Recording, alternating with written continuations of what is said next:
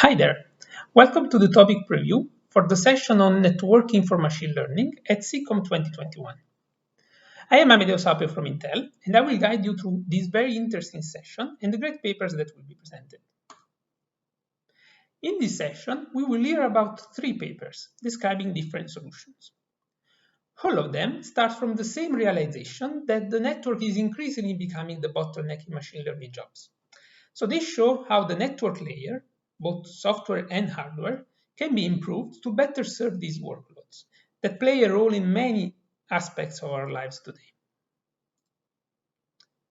So let's start first from what is machine learning.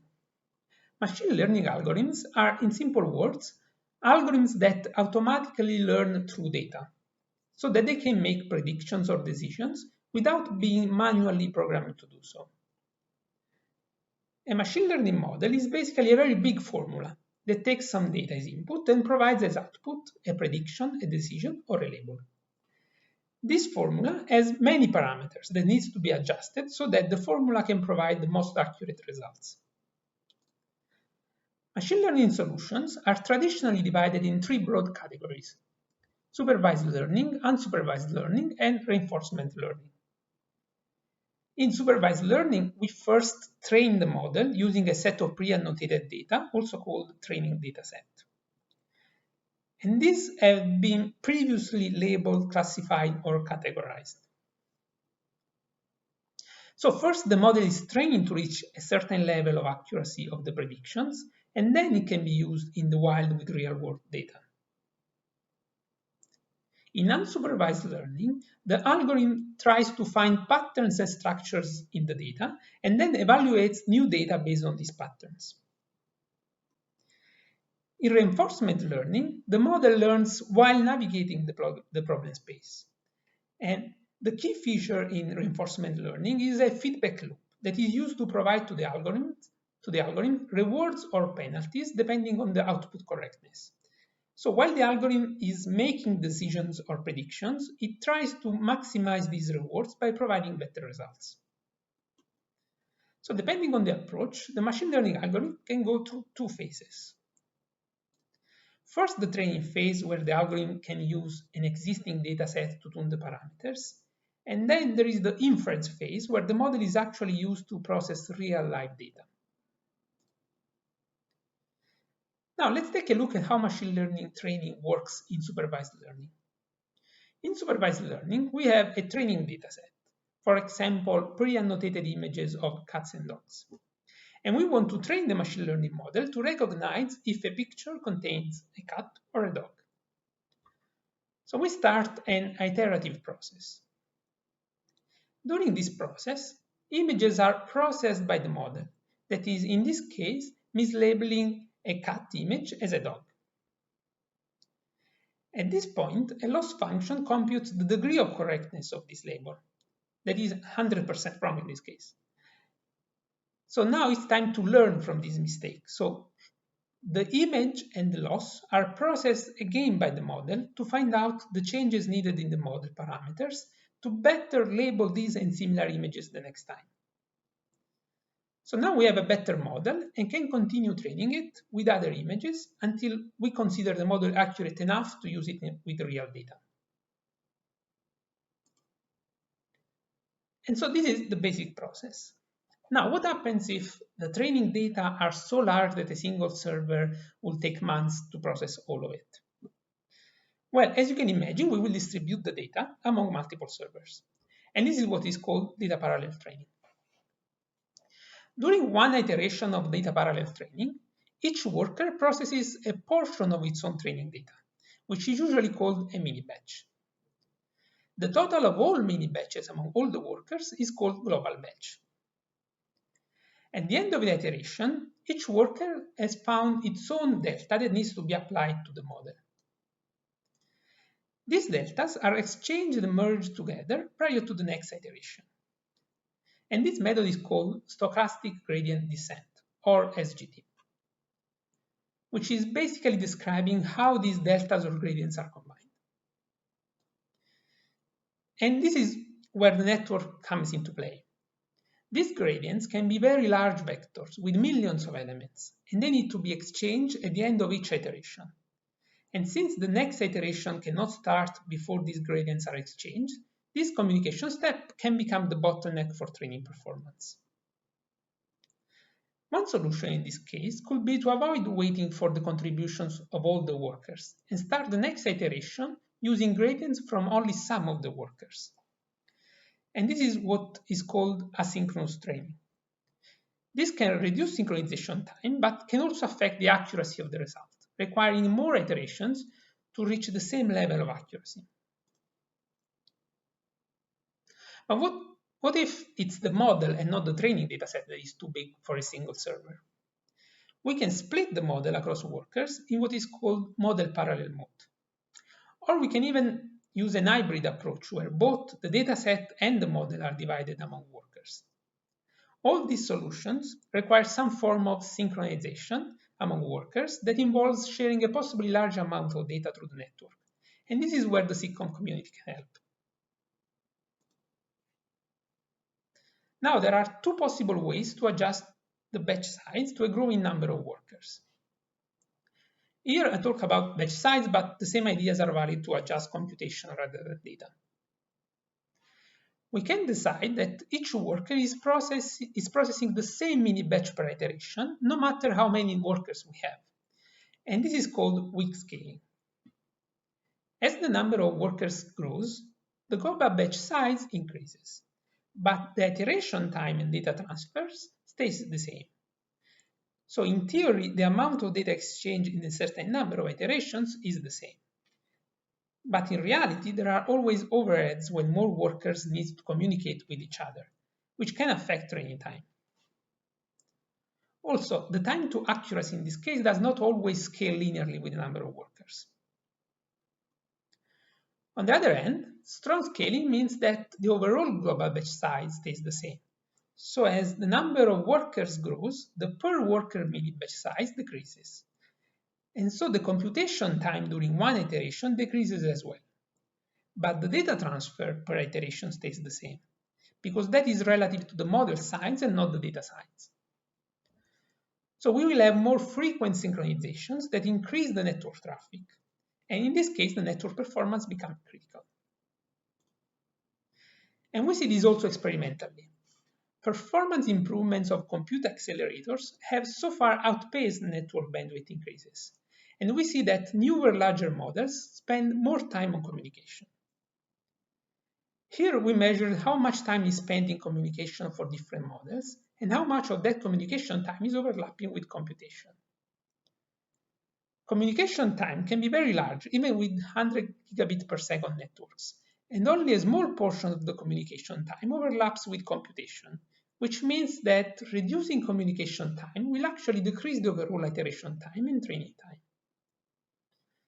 For these reasons, there is a lot of recent research that has tried to reduce the amount of exchanged data by either reducing the precision of floating point elements or by using compressions and sparsification techniques, but all these solutions could negatively affect training time. So now we understand why networking for machine learning is a very interesting and important research topic today. The key insight to keep in consideration during this session is that machine learning network traffic is predictable, periodic, and consists of mostly large transfers with fixed repetitive communication patterns. Most of machine learning training and inference end up using always the same few communication patterns, like broadcast, all gather, or reduce, reduce, and reduce scatter. These have been studied and optimized for a long time in the HPC community and are implemented efficiently by the MPI libraries and new libraries specific for machine learning, like Horovod, Glue, Nickel, and 1CCL. With the broadcast operation, one node sends its own data to all the other nodes. Similarly, the all gather corresponds to having each node start a broadcast operation with different data. The all reduce operation takes data from all the workers, combines them using a chosen function and the most used one is the simple vectorial sum. And then the combined result is sent back to all the workers.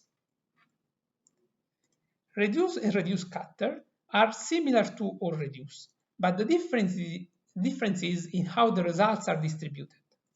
With reduce, only one worker gets all the result, while with reduce cutter, all the workers get a portion of the result. The first paper of this session, describing the solution called Hoplite, shows how to accelerate the broadcast reduce and or reduce operations in task-based distributed systems. The last paper, describing the Omni Reduce solution, optimizes the or reduce function when the input data are sparse, meaning that most of the data are zeros. The second paper of the session, describing CPML, shows how these recurrent and periodic patterns can be used to predict the communication requirements, which enables the use of fast optical interconnects and silicon photonics. Now, let's briefly introduce the first paper of the session. This paper proposes an efficient and fault-tolerant collective communication layer called Hoplite for task-based distributed systems. This work starts from the observation that task-based distributed systems are increasingly being used for asynchronous machine learning training and serving. Traditional collectives are not very good for this platform because they require static communication patterns. For example, you need to specify beforehand how many entities participate in the collective. However, in task-based systems, the set of tasks or objects participating in a collective is not known before runtime and can dynamically change. Hoplite works using a distributed object store that can provide asynchronous versions of the collective operations that I mentioned earlier. The object store is indexed using a distributed object directory implemented as a sharded hash table. And having a distributed object store where workers can independently push and pull data is useful for three main reasons. First, asynchronous data access. Workers can push data in the object store independently and can pull also incomplete results without waiting for the contributions from all the workers. Second, pipeline data transfer. One worker can read the data while another worker is writing it, reducing the waiting time for an object. And third, fault tolerance. The object directory can provide an alternative node, if there is one, that have the same data as the one that has failed. So you should attend this presentation to learn more about Hoplite and ask questions directly to the authors. Now let's take a look at the second paper of the session.